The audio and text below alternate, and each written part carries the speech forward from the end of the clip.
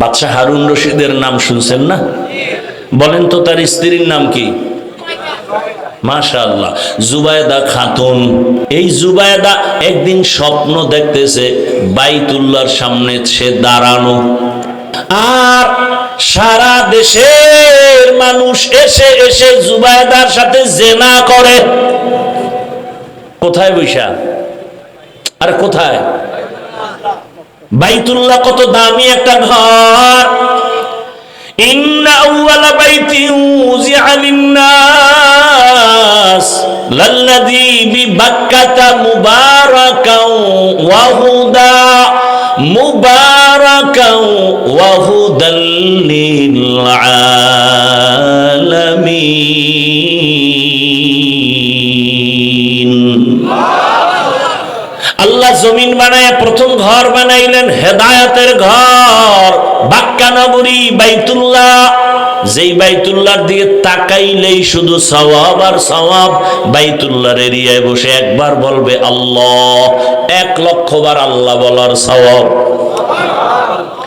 জুবায়দা খাতুন স্বপ্ন দেখে বাইতুল্লাহর পাশে দাঁড়ানো, আর সারা দেশের মানুষ এসে এসে জুবায়দার সাথে জিনা করে।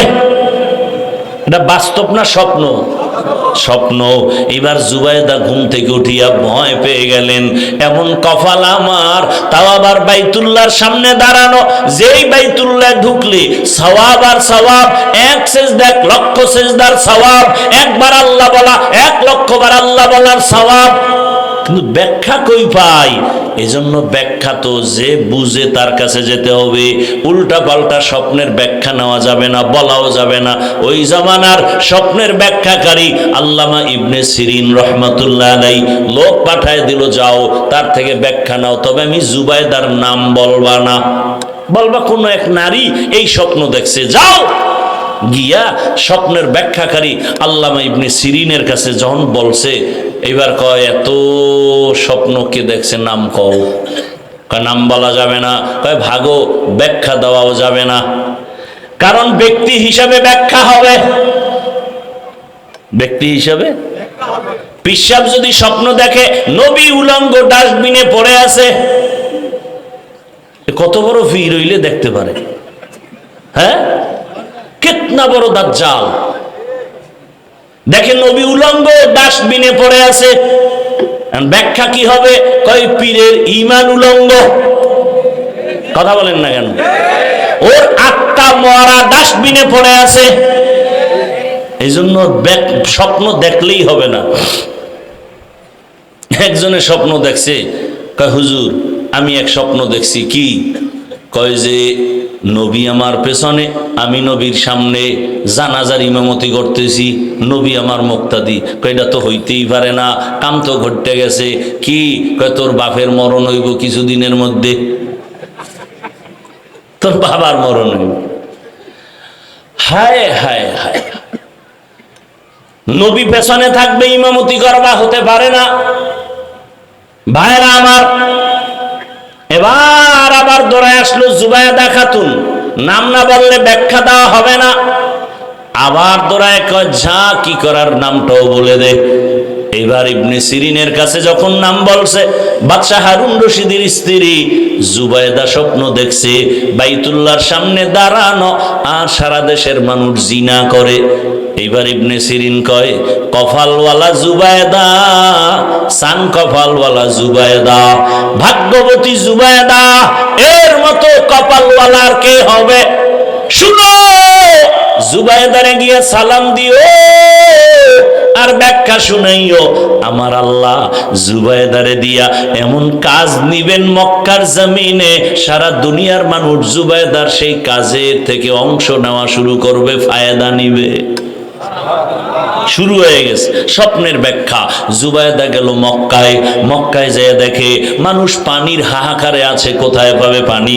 জুবায়দা সরকারের টাকা না, নিজের টাকা দিয়া নহর বানাইলো, ড্রেন কাটলো পুরো মক্কায়। ইডার পানির লাইন করলো, লাইন কইরা কইরা পানি দিল, জায়গায় জায়গায় পানি পৌঁছায় দিল। এখনো গিয়া দেখলে খুঁজে পাবেন মক্কার মধ্যে নাম হলো নহরে জুবায়দা নামের ড্রেন এখনো আছে পাহাড়ের পাশে পাশে। আমি নিজে দেখে এখনো আছে। সারা দুনিয়ার মানুষ আসছে আর জুবায়দারের খেদমতের অংশ নিছে, নেয় নাই? স্বপ্ন কি, ব্যাখ্যা কি? পর্দার আড়ালের আম্মা জানেরা, বোনেরা, ভালো করে শুনেন। ওই বাদশা হারুন রশিদের স্ত্রী জুবায়দা খাতুন, তিনি ছিলেন কোরআনের হাফেজা। তার কাজের লোক ছিল 100 নারী, সমস্ত কাজের নারীরাও কোরআনের হাফেজা। আরো আস্তে করে বলেন। কাজের নারীরা, সুবহানাল্লাহ। জুবায়দা চিন্তা করলেন, আল্লাহ আমাকে নেয়ামত দিছেন, আরে এত বড় বাদশাহ হারুন রশিদ, তার ঘরের স্ত্রী জুবায়দার পাওয়ার কত, এরপর আল্লাহর কি ভয়। হরকে দারত খৌফে হকদার দিল মদম জন্নতুল মাওয়া দেহদ ও রামকাম। আরামগো দেশে একটু কমিশনার হইলে আরে পাওয়া। আল্লাহ হেদায়েত দান করো। وأما من خاف مقام ربه ونهى النفس عن الهوى فإن الجنة هي المأوى। জুবায়দা সিদ্ধান্ত নিয়েছেন, আমার বাড়ির থেকে 24টা ঘন্টায় কোরআনের আওয়াজ শুরু হবে, চালু হবে। 1 সেকেন্ড যেন জুবায়দার রাজপ্রাসাদের মধ্য থেকে, বাড়ি থেকে কোরআনের আওয়াজের বন্ধ না হয়। জুবায়দা সিদ্ধান্ত নিয়ে পরামর্শ করে ফাইনাল করে ফেললেন। কাজের নারীদের বলে, তুমি একটু তেলাওয়াত করবা, তারপরে কাজে যাও। এরপরে আরেকজন তেলাওয়াতে বসো, সে কাজে যাও, আরেকজন বসবে, আরেকজন, এভাবে সিরিয়ালে তেলাওয়াত চলতে থাকবে। জুবায়দার বাড়িতে 24টা ঘন্টা আল্লাহর কোরআনের তেলাওয়াত চলে। যেই ঘরে আল্লাহর কোরআনের তেলাওয়াত, ওই বাড়ির মধ্যে কখনো বিপদ আসতে পারে না। মুসলমানের ঘরে কোরআন নাই, একজনে কয় না হুজুর এখন কি সাইড জিল কোরআন শরীফ আমার ঘরে, কিন্তু 20 বছর হয়ে গেল একবারও খুইলা দেখে না ভেতরে কি লেখা। কেমন সুন্দর আমার মাওলার কালাম, যেই কালাম দেখলেই কলিজা ঠান্ডা হয়ে যায়। কেমন যেন আমার আল্লাহ চুম্বুক লাগায় দিছে। এই কোরআনের আওয়াজটা শুনলে কেমন যেন চোখের পানি বের হয়ে যায়। কথা ঠিক নেই? ও আমার যুবক বাবারা, খালি গান শুনছো? আল্লাহর কসম, মোবাইলটা যেহেতু চালাবি, জিব্রাইল মানা করলেও ফিরবি না। তবে আমার দাবি হলো, তোর আকাম টাকাম যখন শেষ হবে, তখন তুই 4-5 মিনিটের জন্য মক্কা মদিনার তেলাওয়াত চালু কর। মক্কা মদিনার তেলাওয়াত চালু কইরা মোবাইলটা পাশে রাইখা চুপ করে শুয়ে থাক, ঘুমায় যা শুনতে শুনতে। এক সময় তোর অন্তর এমন হবে, চোখ দিয়ে পানি বের হয়ে যাবে, তুই নিজেই বলবি, আল্লাহর কোরআনের তেলাওয়াতের মতো মজার আওয়াজ নাই, আর কখনো গানের আওয়াজ কানে দিব না। আল্লাহর কোরআন তো এমন এক মজার তেলাওয়াতের কিতাব। ও পর্দার আড়ালের আম্মা জানেরা, পুরা কোরআন পড়তে পারেন, অন্তত 5 ওয়াক্ত নামাজের পরে 5টা সূরার আমল করেন, ফজরের নামাজের পরে ইয়াসিনের আমল করেন, জোহরের নামাজের পরে সূরা ফাতাহ অথবা সূরা আর রহমানের তেলাওয়াত, আসরের নামাজের পরে সূরা নাবা, মাগরিবের পরে সূরা ওয়াকিআ, এশার পরে সূরাতুল মুলক তেলাওয়াত করেন। দেখবেন বরকত শুরু হয়ে যাবে, ঘরের মধ্যে শান্তি চলে আসবে। সারা দিন রাত খালি মোবাইলের গান, টেলিভিশনের গান, আর ঘরে আইলি ঝগড়া, স্বামী আর স্ত্রী, সন্তান এগুলো শিখতেছে। এই সন্তান ভালো হবে কিভাবে? এজন্য আল্লাহর কোরআনের তেলাওয়াত এত বড় ক্ষমতাওয়ালা বাদশা হারুন রশিদ, তার স্ত্রীর আমল কত সুন্দর, নীতি কত সুন্দর, আদর্শ কত সুন্দর। আল্লাহ আমাদের সবাইকে কোরআন তেলাওয়াত করার তৌফিক দান করেন। বেশি বেশি কোরআন তেলাওয়াত, বুকে লাগান, আঙ্গুল টানেন, আল্লাহর কোরআন দেখেন, হাযা কালামু রাব্বি, দিলটা শান্ত হয়ে যাবে। পৃথিবীতে আল্লাহ কোরআনের আওয়াজের মতো আর সুন্দর আওয়াজ নাই। বাদশাহ হারুন রশিদ কত বড় আল্লাহর ওলি। আমি আমার আয়াতের উপরে ঘটনাটা টানতেছি, আর একটু সামনে আগাবো। বাদশাহ হারুন রশিদ সে আবার বড় আল্লাহওয়ালা। একদিন ওজির আজম নিয়ে রাস্তা দিয়া যায়, দুপুর বেলা দেখে রাস্তার পাশে এক বুড়া ফলের গাছ লাগাইতেছে। জি এই বাদশাহ হারুন রশিদ, এই বুড়া তোমার বয়স কত? কয় মরণের কাছাকাছি। কয় তুমি কষ্ট করে কি করো? কয় ফলের গাছ লাগাই। ফল হবে কবে? কয় জানে কে? কত কষ্ট করো কেন? কয় বাদশাহ আমগো বাপ দাদায় গাছ রোপণ করেছে, ফল হয়েছে, আমরা খেয়েছি, এটাই তো নিয়ম। আমরা আবার গাছ লাগায় যাব, আমগো প্রজন্ম যারা ওরা গাছের ফল নিবে। বাদশাহ কয় এত সুন্দর একটা জবাব দিছে, 1000 দিনার তারে পুরস্কার দিছে। বুড়াও সেই বুড়া, এমন বুড়া হয় কয় মানুষে গাছ লাগায় ফল পায় 1 বছর পর, আর আমি লাগাইতে না লাগাইতে নগদ ফল পেয়ে গেলাম। জাগাত নগদ ফল পাইছি 1000। বাদশাহ খুশি হয়ে কয় নে আরো 1000 দিলাম। বুড়া খুশি লাভ দিয়া কয় মানুষ গাছ লাগায় বছরে ফল পায় 1 বার, আমি নগদ পাইছি 2 বার। উজিরে কয় হেন আর থা যাইব, এই বুড়া আপনার ফকির বানাইব, তাড়াতাড়ি ভাগেন। বুড়া বড় বুদ্ধিমান, যোগ্যতার বড় দাম নাই, অভিজ্ঞতার বড় দাম। কত সন্তান যোগ্যতার লেখাপড়া নিয়ে মূর্খ বাবারে পছন্দ করে না। তাই বুড়া টুরার কোনো কাম নাই, বরং মুরব্বী সারা সমাজ বড় অন্ধকার। তাদের অভিজ্ঞতা অনেক দামি, তোমার যোগ্যতার কোনো ভ্যালু তাদের সামনে নাই। ভালো করে বুঝো। বাদশাহ হারুন রশিদ একদিন দেশের উলামায়ে কেরামদের দাওয়াত দিলেন দুপুর বেলা প্রাসাদে। দেশের শীর্ষস্থানীয় উলামায়ে কেরাম আসলেন খানা খাওয়ার জন্য। খানা খাওয়াইলেন, ভালো মেহমানদারি করালেন, আপ্যায়ন শেষ। এবার সবাই বিদায় নিবে। বাদশাহ হারুন রশিদ বলে আপনারা বাড়ি যাবেন, আমার একটা কথা, মেহমানদারি ঠিক আছে নি? ওলামায়ে কেরাম বলে আলহামদুলিল্লাহ। আপনারা আমি বাদশাহ হারুন রশিদ রে চিনেন কিনা? বলে চিনি। তাহলে কথাবার্তা খুব কম, আপনারা আমাকে আজকে একটা সাইড করে যেতে হবে। কোন দিন মরে যাই জানি না, তবে আমার অন্তরে একটা শখ, আপনারা ওলামায়ে কেরাম আমাকে বলবেন, আমি টুকটাক যে আমল টামল করি আপনারা আমাকে বলে যাবেন, আমি বাদশাহ হারুন রশিদকে আসলে জান্নাতি না জাহান্নামী। সব ওলামায়ে কেরাম পেরেশান হয়ে গেলেন। একজন একজন একজন একজন বলতে বলতে বলে আপনি জান্নাতি না জাহান্নামী তা বলা যাবে না, তবে এতটুকু বলা যেতে পারে ভালো কাজ করলে আপনি জান্নাতের পথে আছেন, খারাপ কাজ করলে আপনি জাহান্নামের পথে আছেন। কিন্তু জান্নাতি বলা যাবে যাবে না, জাহান্নামী বলা যাবে না। বাদশাহ মজাক করে বললেন তো খাওয়াইয়া লাভ হইল কি হুজুর গো, একটা সাইড আমারে করতে না পারলে ঠিক আছে, আপনারা চলে যান, দোয়া করবেন। ওলামায়ে কেরাম বিদায় নিবেন। এই সময় মজলিসের পেছনে একটা বালক দাঁড়ায় গেল, অল্প বয়সের 9 বছরের বালক দাঁড়ায় গেল। দাঁড়ায় বলে বাদশাহ জাহাপনা, আপনি যদি অনুমতি দেন জবাবটা আমি দিতে পারবো। আলেমদের মাথা গরম, আরে আমরা পারি না, আর এই অল্প বয়সের বাচ্চা কেমনে জবাব দিবে? বালকেরা ডাকা হলো, আসো। বাদশার সামনে দাঁড়ায় বলে প্রশ্নটা কি? বলে আমি জান্নাতি না জাহান্নামী? বলে উত্তর দিবেন আপনি না আমি? কয় তুমি। তাহলে যেহেতু কিছু সময়ের জন্য আমি উত্তর দিব, বলেন প্রশ্ন করার থেকে উত্তর দেনেওয়ালার মর্যাদা কম না বেশি? বলে বেশি। তাহলে বেয়াদবি মাফ করে সিংহাসন থেকে আপনি নিচে আসেন, আমাকে জবাব দেওয়া পর্যন্ত সিংহাসনে বসায় দেন।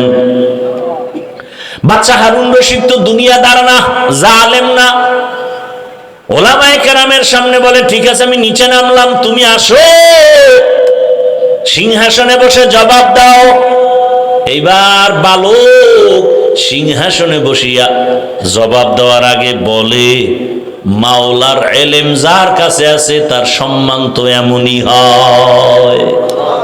কোরআন ও হাদিসের এলেম যাদের কাছে আছে তাদের সম্মান এমনই হয়। ইলমেরা এজাজ করদন বেহিসাব, খলকেরা দাদন জবাবে বাসওয়াব, হক না দারদ দুস্তে খলকা জারেরা, নিস্তে ই খসলত একে দিনদারেরা। বালক বলে ইলম থাকলে তো সম্মান এমনই হয়। তাকাইয়া দেখো, একটা ছোট বাচ্চা কোরআনের হাফেজ, কত সম্মান। নামাজের ইমামতি তারাবিতে দাঁড়ায় গেছে, কোটিপতি পেছনে তার কথায় উঠে আর বসে। সম্মানকে দিছেন? হ্যাঁ, এক সম্মান আমার আল্লাহ দেয়, আর এক সম্মান আমগো সোনার বাংলায় টাকায় পাওয়া যায়। পাইব না? আপনারাও হাদিয়া খাওয়ার জন্য বসে আছেন ভোটের আগের রাত, তাহাজ্জুদের সময়, বরকতের টাইম। টাকার বস্তা চলে আসবে আর বলবেন খোদার কসম ভোট তো তোমার এই দিমু। এক ভোট 6 জায়গায় পেয়েছে, টাকা খায় 6 জায়গা থেকে। কেমন হারামখোর। আর এ কয় হুজুর গো দোয়া কবুল হয় না। চিন্তা করছেন? ভোটের আগে যারা টাকা খাইবা, তোমরা টাকা না খাইয়া বাথরুমে গিয়া 10 গ্রাম পায়খানা খাইও, বাজারে গিয়া হালাল সাবান দিয়া কুলি করবা, গন্ধ থাকবে না। কিন্তু এই হারাম খাইয়া যারা মরবা, জাহান্নামের আগুন ছাড়া গন্ধ যাবে না। আল্লাহ হেদায়েত দান করেন।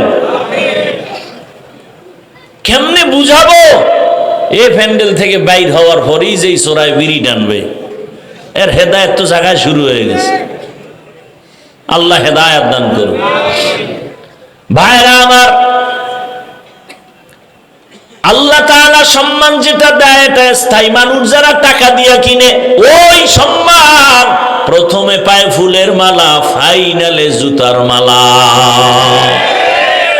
जिंदगी में बंदगी तू कर नहीं, जिंदगी में बंदगी तू कर नहीं, जिंदगी बे बंदगी शर्मिंदा है, जिंदगी बे बंदगी शर्मिंदा है। दुनिया में हो दुनिया का तलबगार न हो, बाजार से गुजर हो खरीदार न हो। ये दुनिया एक मिसल कागज फूल है, ये दुनिया एक मिसल कागज फूल है, जिंदगी में बंदगी तू कर नहीं, जिंदगी बे बंदगी शर्मिंदा है, जिंदगी बे बंदगी शर्मिंदा है, जिंदगी में बंदगी कौन बंदगी, बंदगी बे जिंदगी शर्मिंदगी। আপনাদের ঘুম আসতেছে? আমি তো জানি বাঙালি রাতে ঘুমায় না, মোবাইলের হক আদায় করে রাত কাটায়। এরা ঘুমাবে সকালবেলা। অতএব আজকের একটু সময় দিয়ে দোয়া করে যাওয়া যাবে না? আল্লাহ সবাইকে কবুল করেন। বাদশাহ বসে আছে নিচে, বালক এলেমের ফজিলত বয়ান করতেছে। সুযোগ পাইলেই বয়ান। আল্লাহর কোরআনের এলেম বড় দামি, আল্লাহর দ্বীনের এলেমের বড় দাম। আল্লাহ তাআলা জিরো থেকে হিরো বানায় দেয়। ও বাবা, আল্লাহ তাআলা এত সম্মান দান করেছেন। ও বাড়িওয়ালা বাড়িওয়ালা বাড়ি পড়ে আছে, বাড়িওয়ালা নাই। আজকে বাড়ি বানাইয়াও আরামে ঘুমানোর কোনো সুযোগ নাই। আল্লাহ তাআলা কত মানুষ পেরেশানিতে, টাকা আছে, বাড়ি আছে, শান্তি নাই। কিন্তু যাদের কাছে আল্লাহর দ্বীন আছে, এদের টাকা নাই, বাড়ি নাই, কিন্তু শান্তির কোনো অভাব নাই। এ শান্তি কে দিছেন? ইলমের বদৌলতে দান করেছেন। ও আমার কলিজার যুবক, তুমি স্কুলে পড়ো, কলেজে পড়ো, চাকরি করো, ব্যবসা করো, ডাক্তার হও, ইঞ্জিনিয়ার, প্রফেসর হও, তবে আমার আল্লাহর কোরআনটা সিনায় লাগাও। আল্লাহর কোরআন লাগায় দেখবা তুমি স্কুলে পড়লেও সম্মান বেড়ে যাবে। আমাদের সমাজে বহু ডাক্তার আছে, 5 ওয়াক্ত নামাজি নাই। তাহলে কেন বলবো ডাক্তার হওয়া খারাপ? ইঞ্জিনিয়ার হয়েও 5 বেলার নামাজ পড়ে, উলামায়ে কেরামের সাথে কলিজার সাথে সম্পর্ক, তাহলে আমি কেন বলবো ইঞ্জিনিয়ার হওয়া খারাপ? ভাইরা আমার, ইলমের ফজিলত বড় দামি। আল্লাহর কোরআন, আমি জামা পরেছি, কাপড় বড় দামি, কিন্তু নরমাল কাপড় যেটা টেইলার ফালায়া দেয়, ওটারে সুন্দর করে ধুইয়া সেলাই করে কোরআনের সাথে লাগায় দিছে, গিলাপ বানাইছে, দাম বেড়ে গেছে। এই যে কাঠের চেয়ার, কত দাম, কিন্তু এর উপরে পাও লাগায়, কোনো খবর নাই। কিন্তু সামান্য একটা নরমাল কাঠ দিয়ে কোরআনের রেহাল বানায় দিছে, বড় দাম বেড়ে গেছে। আপনাদের এলাকায় বহু ঘর বিল্ডিং আছে, একটা বিল্ডিং এর ওই পরিমাণ দাম নাই। কোরআনওয়ালাই মাদ্রাসার ঘরের যেই দাম। আল্লাহ দেয়া সম্মান চোখের সামনে দেখতেছেন, বুঝেন না কেন? কেন কোরআন পড়েন না? কেন কোরআনওয়ালাদের সাথে সম্পর্ক তৈরি করেন না? আল্লাহর কোরআনের সাথে সম্পর্ক রাখেন, কোরআনওয়ালাদের সাথে সম্পর্ক রাখবেন, দেখবেন আপনার দুনিয়াতেও কামাই রুজি, ব্যবসায় বরকত বেড়ে যাবে। আল্লাহ তৌফিক দান করেন। এবার বালক ডাক দিয়ে কয়, বাদশা হারুন রশিদ, আপনার প্রশ্নটা আবার করেন। বলে, আমি জান্নাতি না জাহান্নামী? এবার বালক বলে, বাদশা আমাকে একটা প্রশ্নের জবাব দেন। জীবনে আপনার এমন কোনো ঘটনা ঘটছে কিনা যে আপনার সামনে সুন্দরী রূপসী মেয়ে দাঁড়ানো, অনেক সুন্দরী, কি আপনি চাইলেই গুনাহ করতে পারতেন, কিন্তু আমার আল্লাহর ভয় এর দিকে খেয়াল করে আপনি সেখানে গুনাহ করেন নাই, এমন কোন ঘটনা ঘটছেনি? এবার বাদশা কয়, একটা না, অনেকগুলো ঘটনা। আমার সামনে সুন্দরী মেয়েরা, সুন্দরী রমণী, তার ব্যক্তিগত জরুরতে আসছে, রাষ্ট্রীয় কোনো জরুরতে আসছে, আমি আল্লাহর প্রতি ভয় প্রদর্শন করে আমি গুনাহ করি নাই, নিজেকে কন্ট্রোলে নিয়ে আসছি। বালক ডাক দিয়া কয়, যদি আপনার কথা সত্যই হয়, আমি চ্যালেঞ্জ দিলাম, আপনি শুধু জান্নাতি না, আপনি বিনা হিসাবে জান্নাতি। ওলামায়ে কেরাম কয়, এটা কেমনে? এই বালক জবাব দাও। বালক ডাক দিয়া বলে, আমার বাবার কথা না, দাদার কথা না, মন গড়া কথা না, আল্লাহর কোরআন হলো দলিল। বলে, আল্লাহর কোরআন দলিল মানি দাও। এবার বাচ্চা বালক আল্লাহর কোরআন থেকে দলিল দিয়া বলে, আল্লাহর ওয়াদা তুমি শুনো নাই? ওয়া আম্মা মান খাফা মাকামা রাব্বিহি ওয়া নাহান নাফসা আনিল হাওয়া ফাইন্নাল জান্নাতা হিয়াল মাওয়া।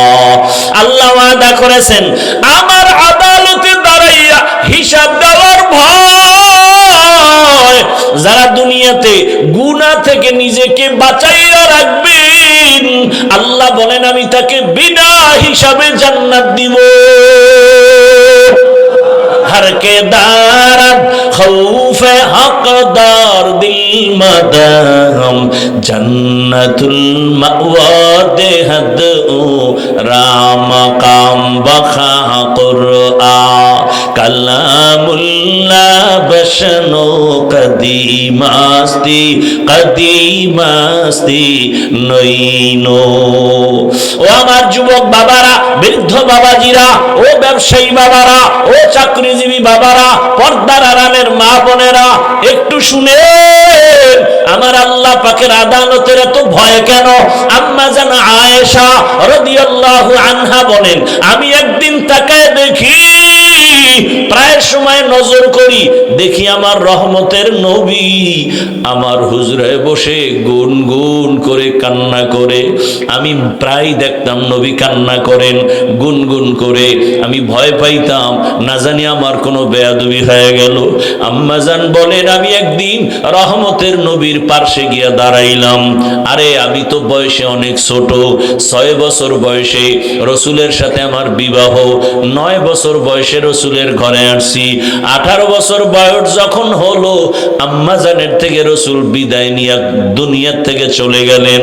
মাত্র 9 বছর নবীর ঘর করলেন।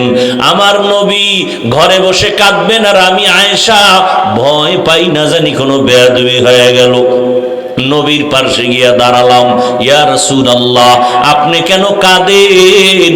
আমি আয়েশার কোনো বেয়াদবি হয়ে গেল নাকি? রহমতের নবী বলেন, ও আয়েশা, তোমার কেন বেয়াদবি হবে?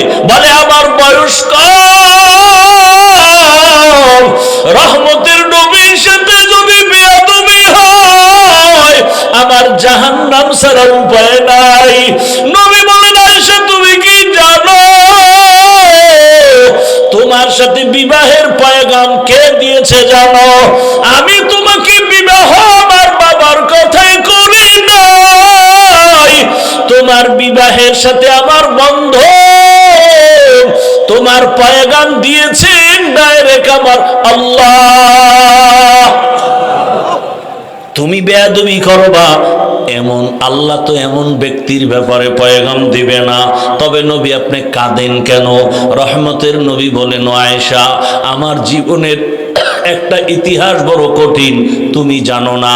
আমার জীবনে 2টা কথা বেশি বেশি মনে পড়ে গেলে, 2টা কথা আমার মনে পড়লে আমি বেশি বেশি কান্না করি। ইয়া রাসূলুল্লাহ, আপনার সে 2টা কথা কি? বলে, আয়েশা তুমি জানো না, আমার জীবনের একটা বেশি অংশ চলে গেছে, তুমি আমার শেষ অংশে চলে আসছো। ওই বেশি অংশটা আমার কান্নার ইতিহাস, আমার না খাওয়ার ইতিহাস, আমার উপরে জুলুম অত্যাচারের ইতিহাস। আমার বংশের ভেতরে চতুর্মুখী দুশ্মন। আমি দুনিয়াতে আইসা একবার বাবার চেহারাও দেখতে পারি নাই, বাবা বলে ডাক দিতে পারি নাই। 6 বছরে আমি মা হারিয়েছি, 8 বছরে আমার বাপ দাদাও চলে গেল। আমার জীবনে এমন অবস্থা, ডানেও দুশ্মন, বামেও দুশ্মন, পেছনে দুশ্মন, চতুর্মুখী দুশ্মন। আমার হাঁটার পথে কাটা, আমারে চতুর্মুখী ভাবে অত্যাচার, আমাকে রাতের বেলা চাই মেরে ফেলবে। আমার বাড়ির চতুর্পার্শ্বে ঘেরাও দিয়া দুশ্মন হাজির হয়ে গেল। ও আয়েশা, ওই সময় আমার টাকা নাই, আমি অত বড় অসহায়, এমন এক হালাত। ওই সময় আমার একমাত্র দুনিয়া দারুল আসবাব হিসাবে আল্লাহ আমাকে 2টা ছায়ার ব্যবস্থা করলেন। আমার জীবনের এক বড় ছায়া আমার চাচা আবু তালিব, আর একটা ছায়া আমার সহধর্মিনী খাদিজা রাদিয়াল্লাহু আনহা। ছিল সে আরবের বড় ধনী নারী। ও পর্দার আড়ালের আম্মা জানেরা, আপনারাও তো খাদিজা রাদিয়াল্লাহু আনহার মতোই তো দেখতে নারী। আপনারা যদিও খাদিজা না, আল্লাহ তাআলা আপনাদের এত মর্যাদা দান করলেন। নবীজি যেই সময় দুনিয়াতে আসছেন, নারী ছিল সমাজের বড় অবহেলিত, নারী পছন্দ করে না। বাবা তার কন্যাকে গলা টিপে মেরে ফেলে, কন্যা পছন্দ করে না। নবী বলেন, ও আয়েশা, আমার ওই কঠিন সময়, আমার অসহায়ত্বের অবস্থার ভিতরে খাদিজা আরবের বড় ধনী সম্পদওয়ালা আমার ঘরে যখন আসছে, 2 স্বামী বিদায়ের পরে, আমি একাধিক সন্তানের মা হওয়ার পরে খাদিজা আমার ঘরে আসছে। আমার অবস্থা দেখিয়া খাদিজা তার সব সম্পদ আমি রহমতের নবীরে হাদিয়া দিয়ে দিছে, আমি এগুলো দান করে দিলাম। এমন অবস্থা, আমি না খায়া কষ্ট করি। আরে আমাকে ওই আমার বংশের দুশ্মনেরা একটানা 3টা বছর শিয়াবে আবু তালিবের মধ্যে গৃহবন্দী করে রাখলো। পাহাড়ের পাদদেশে, পানি দেয় না, খানা দেয় না, এমন এক হালাত আমার জীবনের। আমি গাছের পাতা ছিঁড়ে ছিঁড়ে চাবায় চাবায় খাই, পেটের ক্ষুধা নিবারণ করি। আমার কষ্ট শেয়ার করতে গিয়া আমার বিবি খাদিজা আমার কাছে আইসা সেও পাতা চাবায় খায়। তার টাকা পয়সা থাকার পরেও আমার মোহাব্বতে ঘরে যায় না, এত কষ্টের জীবন কাটাইলো। আমি হেরা গুহার ভেতরে সপ্তাহে সপ্তাহ ধ্যানে কাটাইতাম, মাঝে মাঝে নাস্তা নিয়ে যাইতাম, মাঝে মাঝে নাস্তা শেষ আমি ঘরে আসি না, আমি আমার মাওলার মোহাব্বতের বন্ধনে সাধনা করি। আমার বিবি খাদিজা মহিলা হইয়া ওই পাহাড় বেয়ে বেয়ে উপরে উঠিয়া আমার হেরা গুহার মধ্যে নাস্তা নিয়ে যাইতো। আমি কালেমার দাওয়াত দিতে যাই। আমি রাতের যত গভীর হোক ঘরের কিনারায় আইসা সালাম দিতাম, আসসালামু আলাইকুম ইয়া আহলাল বাইত। সাথে সাথে ঘরের ভেতর থেকে আওয়াজ, লাব্বাইক ওয়া সাদাইকা ইয়া রাসূলুল্লাহ। আমি আশ্চর্য হয়ে যাইতাম, ও খাদিজা আপনি কি ঘুমান না? খাদিজা বলেন, ইয়া রাসূলুল্লাহ আমি জানি আপনার মা নাই, বাবাও নাই, আপনার চতুর্মুখী দুশ্মন। আজকে যদি আপনার মা থাকতেন আপনাকে বাহিরে রেখে মা ঘুমাইতে পারতেন না। আমি খাদিজা বড় ভয়, 2জন স্বামী বিদায়ের পরে আপনার ঘরে আসলাম, একাধিক সন্তানের মা হয়ে আছি, রহমতের নবী। আমি যদি ঘুমায়া যাই আর আপনি দরওয়াজায় এসে যদি কষ্ট পান, আমার খাদিজার জাহান্নাম ছাড়া কোনো পথ নাই। আমি নবী আপনি যতক্ষণ আসেন না আমি দাঁড়া অপেক্ষা করি, 1 সেকেন্ডের জন্য আমি বিছানায় ঘুম যাই না। ও আয়েশা, এত কষ্টের জীবন, ওই খাদিজা আমার চতুর্মুখী সহযোগিতার জন্য দাঁড়ানো, আমার জীবনের সান্ত্বনার একমাত্র পাত্রী খাদিজা। যখন আমার হাতে কেউ কালেমা পড়ে না, ঈমান আনে না, আমার প্রথম ঈমানওয়ালা কালেমাওয়ালা আমার হাতে প্রথম ব্যক্তি আমার খাদিজা। ওই তায়েফের জমিনে কালেমার দাওয়াত দিতে যখন গিয়েছি, ওই তায়েফের বেঈমানেরা বাচ্চাদের বলে দিল মক্কার পাগল আসছে, পাথর মেরে তাড়ায়া দাও। মক্কার পাগল বলে যখন আমাকে বাচ্চাগুলো পাথর মারে বৃষ্টির মতো। ও আয়েশা জানো, আমার শরীরে মশা পড়ে না হারাম, মাছি পড়ে না হারাম, কিন্তু তায়েফের জমিনে পাথরের আঘাত আমার শরীর থেকে রক্ত পড়ে পড়ে জুতা পর্যন্ত আটকাইয়া গেছে। আমি কান্না করি আর 1 কদম 2 কদম দিয়া মক্কার দিকে হাঁটি, আর ওই কাফের সন্তানগুলো আমার গায়ে পাথর মারে বৃষ্টির মতো। জিব্রাইল আমিন এসে হাজির হয়ে গেল।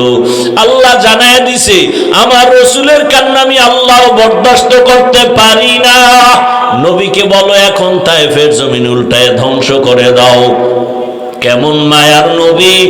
জিব্রাইল বলা মাত্র বলে, না ওদের মারিও না জিব্রাইল, ওরা আমাকে চিনে না, যদি জানতো আমার গায়ে আঘাত করতো না। ওরা জানেন আমি কত বড় ইয়তীম, ওরা জানেন আমি কত বড় অসহায়। আমি মা হারাইলাম, বাপ হারাইলাম, আমার আপন আল্লাহ ছাড়া কেউ নাই। খাদিজা আমার হাজারো কষ্টের সান্ত্বনা দিত। ও আয়েশা, ওই খাদিজার কথা যখন মনে পড়ে আমি তখন চোখের পানি ধরে রাখতে পারি না। আম্মা জান বলেন আর একটা কারণে কাঁদেন, সেটা কি? রহমতের নবী বলেন, ও আয়েশা, হাসরের মাঠের কথা যখন আমার মনে উঠে আমি চোখের পানি ধরে রাখতে পারি না। আয়েশা বলেন, ইয়া রাসূলুল্লাহ, হাসরের ময়দান এমন ভয়ঙ্কর কি হবে যে আপনি এখনই কান্না করেন?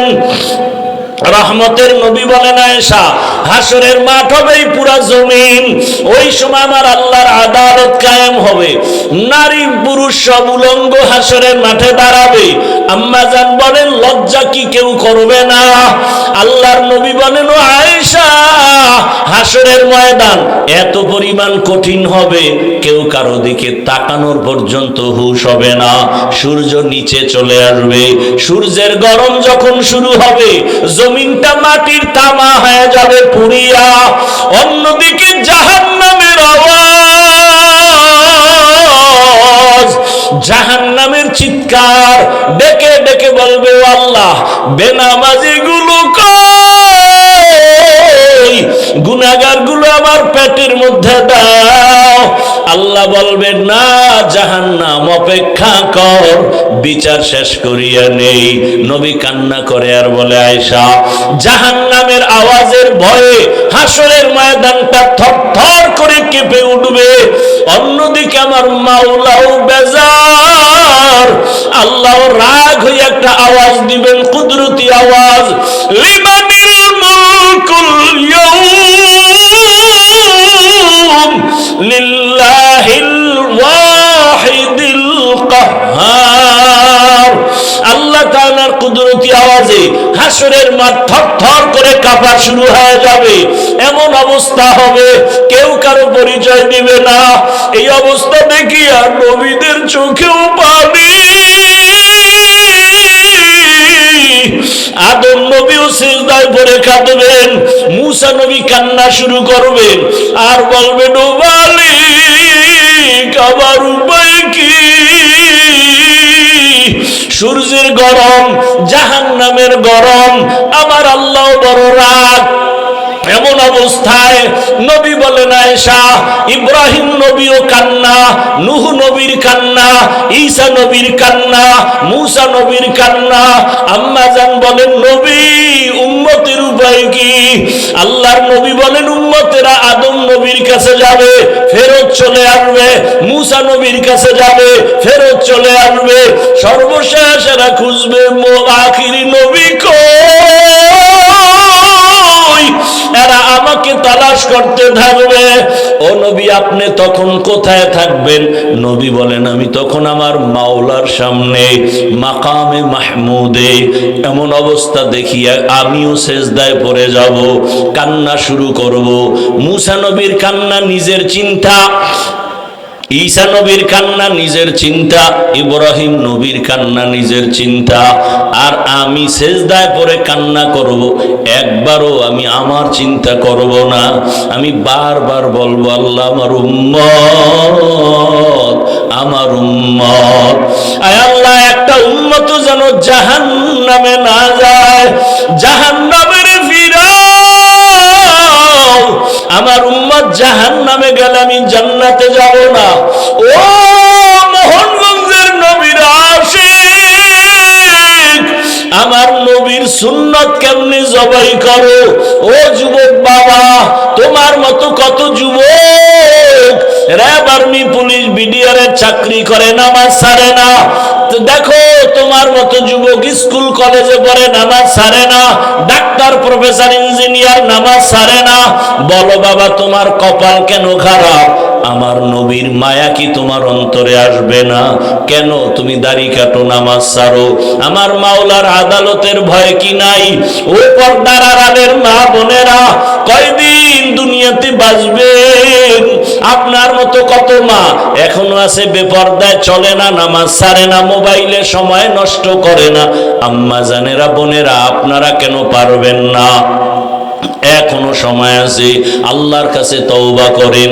হাসরের ময়দানের ভয় অন্তরে জমা করিয়া আল্লাহকে বলেন মনে মনে, হে আল্লাহ, জীবনে কত বেপরদায় চললাম, আজকে থেকে বেপরদায় চলবো না, নামাজ ছাড়বো না, স্বামীর মাল খেয়ানত করব না, মোবাইলে সময় নষ্ট করব না। ও যুবক বাবা, পায়ে হাত রেখে বলি, আমার মাওলার কোরআন মিথ্যা মনে করিও না। আল্লাহর আযাব বড় কঠিন, এখনো সময় আছে, তওবা করো। আল্লাহকে বলো, হে আল্লাহ, জীবনে কত নামাজ ছাড়লাম, দাড়ি কাটলাম, বেপরদায় চললাম, কত চোখের গুনাহ, হাতের গুনাহ করলাম, আজকে থেকে তওবা করলাম, আর নামাজ ছাড়বো না, দাড়ি কাটবো না, বেপরদায় চলবো না। মা বাবার দোয়া নিয়া, শিক্ষকের দোয়া নিয়া, ওলামায়ে কেরামের পরামর্শ নিয়া, মায়ার নবীর আদর্শ মেনে জীবনটা চালাবো। ও আল্লাহর বান্দারা, তওবা করো। মায়ার নবী যদি নবী কাঁদেন, উম্মতের চিন্তায় কাঁদেন। ও নবীর আশিক, আল্লাহর নবী বলেন, ও আয়েশা, আমার কান্না দেখার সাথে সাথে আমার আল্লাহ বলবেন, রহমতের নবী আপনি মাথা উঁচু করেন, আপনি কান্না করিয়েন না, আপনার উম্মতগুলো ধরে ধরে বাছাই করে করে জান্নাতের দিকে নিয়ে যান। আম্মা জানকে নবী বলেন, আমি মাথা উঁচু করিয়া আমার উম্মতগুলো ধরে ধরে জান্নাতের পথের দিকে নেওয়া শুরু করব। নবীকে প্রশ্ন করেন আম্মা জান, ইয়া রাসূলুল্লাহ, কোটি কোটি কোটি মানুষের ভেতরে মুসা নবীর উম্মত, ঈসা নবীর উম্মত, ইব্রাহিম নবীর উম্মত, আপনার উম্মতগুলো কিভাবে চিনবেন? নবী বলেন, ও আয়েশা, আরে যারা আমার উম্মত আসল দুনিয়াতে 5 ওয়াক্ত নামাজ আদায় করেছে ওযু বানাইয়া, হাসরের ময়দানে ওযুর জায়গাগুলো নূরের আলোতে ঝলমল করতে থাকবে। আমি ধরে ধরে হাউজে কাউসারের কিনারায় নিয়া আমি নিজে পেয়ালা ভরে ভরে আমার মোহাব্বতের উম্মতের হাউজে কাউসারের শরবত দিব, আমার উম্মত পান করবে। ও আল্লাহর বান্দারা, ওই হাউজে কাউসারের পানি আমার মায়ার নবীর সুপারিশ যদি পেতে চাও, পায়ে হাত রেখে বলবো, এখনো সময় আছে, তওবা করো। ওরে জীবনের শখ মিটাইয়া গুনাহ তো কম করো নাই, নামাজ তো কম ছাড়ো নাই, দাড়ি তো কম কাটো নাই, বেপরদায় আড্ডা তো কম দাও নাই, আর কত দেখো না লাশ আর লাশ, পানির নিচে যুবকের লাশ, ঘরের বিছানায় যুবকের লাশ, গাড়ির নিচে যুবকের লাশ। তওবা করো খাঁটি অন্তরে, আর জীবন চলে গেল, নামাজ ছাড়বা না, বেপরদায় চলবা না, মা বাবার দোয়া নিয়া, ওলামায়ে কেরাম শিক্ষকদের পরামর্শ দোয়া নিয়া নবীর তরিকা মেনে চলবা। আল্লাহ বলেন, পাল্লা না দিয়া মাথা নত করে নাও, আমি আল্লাহ তোমাকে বড় আদর করে সৃষ্টি করেছি, তোমার জন্য আমি আল্লাহ সর্বোত্তম খানার আয়োজন করেছি। এত সুন্দর খানা আমি পিপিলিকার খানাও দেই, আমি সমুদ্রের প্রাণীর খানাও দেই, জঙ্গলের হাজারো প্রাণীর খানা আমি দেই, উড়ন্ত পাখির খানাও আমি দেই। মানুষের খানা এত সুন্দর, এত পিওর হালাল এবং সুস্বাদু খানা কোনো প্রাণীকে দেই নাই।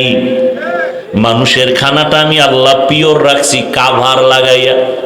ভাত খাবা, চালটাকে কাভারে ঢুকাইয়া রাখছি, কাভারে থাকলে নাম কি? ধান। রুটি খাবা, গমটাকে কাভারে আটকায় দিছি, যেন ময়লা না যায়, তোমার কোনো ডিস্টার্ব না হয়, ক্ষতি না হয়। এখন তোমার ভাত রুটি সামনে রেডি, খাওয়ার জন্য তোমার তরকারি লাগবে, আমি আল্লাহ হাজার ধরনের তরকারির ব্যবস্থা করে দিলাম। কত শাকসবজি, পাকানোর জন্য লাগবে মশলা, তোর বাবায় দেয় নাই, আমি আল্লাহ জমিনের মধ্যে মশলার ব্যবস্থা করলাম। পেঁয়াজ দিলাম, রসুন আমি দিলাম, এলাচি দিলাম, দারুচিনি দিলাম। কে দিছেন? এবার এগুলো দিয়ে মশলা বানাও, বানায় তরকারি পাকাও। কত ধরনের শাকসবজি, এগুলো আবার কাভারে ঢুকানো, প্রত্যেকটার উপরে কাভার লাগানো আছে না নাই? বা কিছু কিছু সবজি আছে কাভার শুদ্ধ খাবি, তাই কাভার শুদ্ধ যদি খাও, কাভারের উপরে ময়লা কি করবা? 1 নাম্বার কথা, এগুলো এমন কাভার ময়লা বেশি আটকাইতে পারে না। নাম্বার 2, এমন স্বচ্ছ পানি দিলাম ফ্রি, পানি দিয়ে ধুইয়া পরিষ্কার করো। এরপরে বলে না তরকারি আর কত খাবো, মজা লাগে না? আমি আল্লাহ তোমার জন্য হাজারো ধরনের মাছ ব্যবস্থা করলাম, তাও আবার কাভারে আটকায় দিলাম। কাভার খুলিয়া তারপরে তুমি মাছ খাও। বলে এখন আর কত মাছ খাবো, ভালো লাগে না। এবার তোমার জন্য আমি হালাল ভাবে গোশত দিলাম, গরু খাও, দুম্বা, এরপরে বকরি, উট, হরিণ, কত কিছু আমি হালাল করে দিলাম। এবার খানার টেবিলে দস্তারখানে কয়েক ধরনের সবজি, কয়েক ধরনের মাছ, কত ধরনের গোশত রেডি। খাও না কেন? কয় রুচি নাই। কি নাই? রুচি নেই। এবার ডাক্তারের কাছে গিয়ে কয় ঔষধ দাও রুচির। আল্লাহ কয় রুচির ঔষধ আমি দিলাম। কেমনে? কয়েকটা টমাটো ল, 2টা শশা কাট, এর সাথে 3টা কাঁচামরিচ মার, এটারে গোলায়া সরিষার তেল দিলাম আমি, এবার তুই সালাদ বানায় একটা টান মার, দেখবি তরকারি ছাড়া 3 প্লেট নাই। আরে বাঙালির সামনে বললে উপায় আসেনি। ডাক্তার কই মিষ্টি খাওয়া হারাম, সবে বরাতে গেছে মসজিদে জেলাপি খাইতে, যাইয়া হেন কিলাকিলি একদম। বিষয় কি, প্যাকেট একটা পাই আর একটার জন্য হাত বাড়াইছে। আছেন এরকম কিছু মানুষ? দ্বিতীয় প্যাকেটের জন্য যখন হাত বাড়াইছে, আর এক প্যাকেট বগলে চাপ দিয়ে রাখছে। আর একজন পিছনে দেখে যে আমি একটাই ভাইনো 2টা লয়ে টানে, বগলেরটা টান মারছে। টান মারানো ওর সাথে লাগছে কিলাকিলি। এক কিলাকিলিতে জেলাপি পায়ের তলে বইরা নাই। দুইজনে ধাক্কা ধাক্কি করছে মোটামুটি 40 মিনিট। পরে দেখে মসজিদে কেউ নেই। এইবার মাথা গরম, জেলাপিও পাইলাম না, মাইর খাইলাম হুদা। মসজিদ থেকে বের হয় আর আল্লাহ এখানে আর আইনো না, জেলাপি পাইলাম না কেন? এই জন্য আমি মাঝে মাঝে বলি, মানুষের আল্লাহ নফস দিছেন 3টা, নফসে মুতমাইন্না, নফসে আম্মারা, নফসে লাওয়ামা। আর বাঙালির আর একটা নফস আছে বেশি, এটার নাম খাওয়ামা। এটার অভ্যাস হলো খালি খাওন তালাশ করে, হালালও বাজে না, হারামও বাজে না, পাইলেই খায়, পাইলেই খায়। কুকুরের মতো, গরুর মতো হাটে আর চাটে, হাটে আর চাটে, হাটে আর চাটে। আছে না নাই? আল্লাহ বলেন তোমার জন্য খানা দিলাম হালাল এবং পিওর। আমি আল্লাহ কেমন আদর করেছি। তোমার খানার অবশিষ্ট যেটা থাকে এটাকে বলে জুটা, আমি আল্লাহ সেটাও পাক করে রাখলাম। আমি বোতল থেকে একটু পানি নিলাম, বাকি অংশ নাপাক নাপাক, এটা জুটা হয়ে গেছে। আবার আমরা স্বাভাবিকভাবে যে খানা খাই, মাছের কাটা, গোশতের হাড়, এটাও একটা জুটা, এটাও পাক। আল্লাহ কয় তোর এই জুটাটাও আমি অনর্থক ফালায় দিতে বলি নাই, এটা তুই এমন একটা ভালো জায়গায় রাখবি, এটা খাওয়ার জন্য আরো প্রাণীরা বসে থাকে, কুকুর খাবে, বিড়াল খাবে, সর্বশেষ জিনেরা খাবে। এই জন্য নবীর সুন্নত হলো জুটা কাটা পানির মধ্যে ফেলিও না, কারণ ওরা জিনে খাবে, কুকুর খাবে, বিড়াল খাবে, ওদের হক নষ্ট হয়ে যাবে, মজা পাবে না। বুঝেননি কিছু? আজকে এই সুন্নতটার ওয়াদা করে যান, পানির মধ্যে ফেলবেন না, জুটা কাটা পানির মধ্যে ফেলবেন না। বিড়ালের খানা এটা, কুকুরের খানা, ঘরের পিছনে কোথাও নিরাপদ জায়গায় রাখবেন, এটি জিনে খেয়ে ফেলবে। ওগো খাওয়ান দিবেন না, তামনে ধরবে না। জানালা দিয়ে ঢুকে কেউ বাতাস আইলো কেন, মাথা গরম, খাইতেই ভরে গেছে, ধুম জ্বর ধৈর্য ফেলছে। আর এখন জিন খুব বেশি উৎপাত করে, মানুষের উপরে উপদ্রব বাড়ায় দিছে। কেন? ও থাকার ঘর বাড়ি জঙ্গল কাইটা বাঙালি সব সাফ করে, তোরা থাকবে কই? কথা মানুষের ঘরে ঢুকো। আর ওদের একটা ঘরের মধ্যে, প্রত্যেকের ঘরে একটা ওদের আড্ডাখানা আছে, বাথরুম। এরা বাথরুমে থাকে, এজন্য রসুল বলছেন খালি মাথায় খালি পায়ে বাথরুমে যাও না। আর আমরা বাথরুমের বানাইছি ওয়াশরুম। কি রুম? ওয়াশরুম। ওখানে ওযু করি, উচিত না? বাঁচাও কঠিন, চেষ্টা করা দরকার। ওযুখানা আলাদা করেন, ওয়াশরুম আলাদা করেন, বাথরুম আলাদা করেন। এবং বাথরুমে ঢুকার সুন্নত আছে না নাই? বাম পা দিয়া ঢুকবেন না কোন পা দিয়া? খালি মাথায় ঢুকা যাবে না, খালি পায়ে ঢুকা যাবে না। সুন্নাত অনুযায়ী বাথরুমে ঢুকবেন। কোনো বাথরুমে ঝামেলা আপনার হবে না, দুর্ঘটনা অনেকের হয় না, পড়ে গিয়ে মাথা শেষ, বুকে ব্যথা, দুর্ঘটনা হয়। জুতাও নাই, টুপিও নাই, একটা কাপড় দিয়ে যান, টুপি না, একটা গামছা দিয়ে যান। বাথরুমে এভাবে যাবেন, রসুল তো সব শিখাইয়া দিছেন। বাথরুমে গিয়ে কিভাবে বসবেন নবী তাও শিখাইয়া দিছেন। মুশরিক বেঈমানেরা কয় তোমগো নবী কেমন নবী, কয় কেন? কয় বাথরুমের নিয়ম শিখায়। সাহাবায়ে কেরাম কামগো শুধু নিয়ম শিখায় না, বাথরুমে গিয়ে কেমনে বসবো নবী তাও শিখায়। নবী বলেন বাম পায়ের উপরে ভর করে বাথরুমে বসবা, সুন্নত। হাঁটুর উপরে কাপড় উঠাবা না, সুন্নত। আর কাপড় যদি ঘরের ভিতরে ধুইয়া দৌড় দেয়, এটা উঠাবার টাইম নেই, কাইতে হয়ে যাবে বাথরুম। আর যেই খাওয়ন খায় বাঙালি, বাথরুমের দরজা খোলার টাইম পায় না, এমার্জেন্সি নিম্নচাপ শুরু হয়ে যায়। আল্লাহ হেদায়াত দান করুন। আর বিসমিল্লাহ তো নাই, ডান হাতে বাম হাতে হোমানে খায়। জিগাইলে আমগো আটকানের জন্য বুদ্ধি লয়ে বয়ারিস, হুজুর এত ফতুয়া দেন কেন? ডান হাতও আল্লাহর, বাম হাতও আল্লাহর। কিছু ভদ্রলোকের আবার দেখি এরা ডান হাতে ভাত খায় ঠিক, বাম হাত দিয়ে আবার লবণ নেয়, নেয়নি। বিষয় কি? বলে বাম হাত তো বাথরুমে ব্যবহার হয়, ওখানের একটা ফ্লেভার আলাদা আছে, যেমন লবণের সাথে একটু মিক্স করা হয়। আর কেমনে লজ্জা দিলে জাতি সোজা হবে আমার জানা নেই। আল্লাহ হেদায়াত দান করুন। হায় হায় হায়, কষ্ট হইতেছে আপনাদের। তো আল্লাহ মর্যাদা বাড়াইয়া তারপরে মানুষ বানাইলেন। তা আলাদা কেন? তোমার ঈমান আছে, বেঈমানের সামনে তোমার মর্যাদা বেশি। ঈমান আছে ঠিক, কিন্তু মর্যাদা বাড়বে কেন? কয়েকবার তুমি আমল করো, যাদের আমল নাই তাদের সামনে তোমার মর্যাদা বেড়ে যাবে। আবার একদল ঈমান আছে, আমল আছে, তুমি ইখলাস নাই, ইখলাস নিয়ে চলো, তোমার মর্যাদা তাদের উপরে বেড়ে যাবে।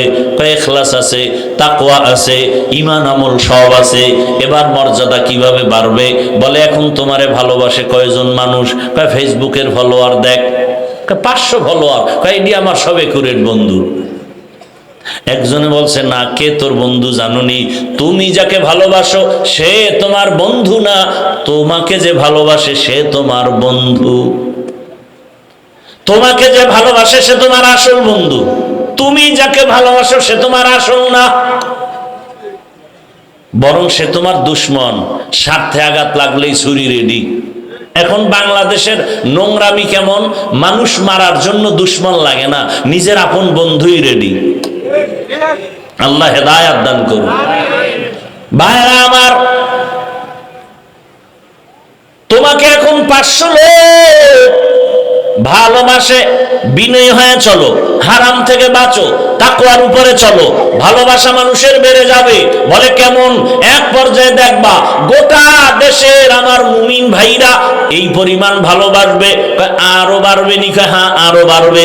এক পর্যায়ে দেখবা বিনয়ী হয়ে যখন চলবা, আমার আল্লাহকে নিয়ে যখন চলবা, তখন দেখবা শুধু মুমিন না, বেঈমানেরাও তোমাদের ভালোবাসা শুরু করবে। শুধু তাই না, আরো যদি আল্লাহর কাছে প্রিয় হতে পারো, দেখবা এক সময় শুধু মানুষ না, ভিন্ন প্রাণীও তোমাকে মহব্বত করবে। মহব্বত করলে দেখবা বাঘ তোমার কথা শুনে, হরিণ তোমার কথা শুনে, দুনিয়ার অন্য প্রাণী তোমার কথা শুনে। এরকম নজিরে জমিনে আছে না নাই? আল্লাহর ওলি বাঘের গিয়া কয়, বাঘ এখানে আমরা বসবাস করব, তুই তোর গন্তব্যে চলে যা। বলতে দেরি, বাঘ তার বাচ্চা কাঁধে নিয়া পাহাড়ের মধ্যে যাইতে দেরি হয় নাই। নদীর মধ্যে পানি নাই, কি নাই? পানি নাই। এলাকার লোক গিয়া কয় নদী শুকনা, বহুদিন ধরে পানি নাই। আল্লাহর বান্দা, প্রিয় বান্দা চিঠি লেখা কয় এটা নদীর মধ্যে ফেলে দাও। যখন নদীর মধ্যে চিঠি দেওয়া হয়, সাথে সাথে শুকনা নদীর মধ্যে জোয়ার শুরু হয়ে গেল। আরো আস্তে করে বলেন। খেয়াল করছেন নি কথাটা? কি শুকনা নদীতে চিঠি লেখছে, পানির জোয়ার, এটা কেমন গাঁজাখুরি কথা। এখন একজনে কয় এই কামটা ঘটাইছে কে? কে ঘটাইলো? পরে একজনে কয় তাবলিগের এক মুরব্বী, কয় এ তো কঠিন কাফের হয়ে গেছে। না না না না, তাবলিগ না। কয় কে? চরমনায়ের একজন ব্যক্তি। কয় ও তো ডবল কাফের। কথা না হেও না। কে? কয় দেওবন্দি একজন। কয় ট্রিপল কাফের। কথা তেও না। কয় কে? কয় খোঁজ। খুঁজতে খুঁজতে খুঁজতে খুঁজতে খুঁজতে খুঁজতে ইতিহাস ঘাটতে ঘাটতে গিয়ে দেখে এই কাজ কেউ ঘটায় নাই, যিনি ঘটাইছেন রহমতের নবীর সাহাবী হযরতে ওমর। এবার কাফের ক, ওমরের কাফের বলো। কাদেরে কুদরত দারি বর কামাল, আনতা রব্বি আনতা হাসবি জুল জালাল, তুহি কাদের জলিলুল্লাহ জাহাদার बहर हाले तू ही मेरा निगाहदार। আর একটু সামনে আগাবো না কষ্ট হবে আপনাদের? হাদিসের উপরে কিছু কথা বললাম, চলেন আয়াত। ওয়া আম্মা মান খাফা মাকামা রাব্বিহি ওয়া নাহান নাফসা আনিল হাওয়া ফাইন্নাল জান্নাতা হিয়াল মাওয়া। আল্লাহ বলেন, আমার আদালতে দাঁড়াইয়া হিসাব দেওয়ার ভয় যারা দুনিয়াতে নিজেকে গুনাহ থেকে বাঁচাবে, আমি আল্লাহ ওয়াদা করলাম তাকে বিনা হিসাবে জান্নাত দিব। আল্লাহর আদালতে দাঁড়ায় হিসাব দেওয়ার ভয় কেন? এবার বুঝার দরকার আল্লাহর আদালত বলতে কি এবং সেটা কেমন, কিভাবে হবে, আল্লাহর আদালতটা কেন হবে। বলে আদালতের নাম কিয়ামতের আদালত। কেন হবে ওই আদালত? একমাত্র ইনসাফের বিচারের জন্য হবে। বলে দুনিয়ার আদালত কি পারবে না? না, ইসলামী আদালত যদি দুনিয়ায় কায়েম হয়ে যায়, এরপরও ইনসাফের আদালত পরিপূর্ণভাবে হবে না। বলার সময় আমার হাতে কম। আল্লাহ তাআলা এমন এক আদালত তৈরি করবেন যে আদালতের মধ্যে পশুকেও ইনসাফের বিচার হবে। ওদের জান্নাত নাই।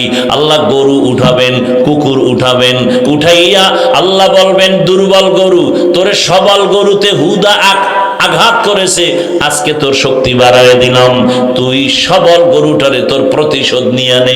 কুকুর দুর্বল, শক্তিশালী কুকুরে এসে হামলা করে দুর্বলের উপরে, এমনি গায়ের জোরে হামলা করার নাম সন্ত্রাস। দুর্বলের উপরে গায়ের জোরে সবলদের হামলার নাম সন্ত্রাস। যারা করে তারা সন্ত্রাসী।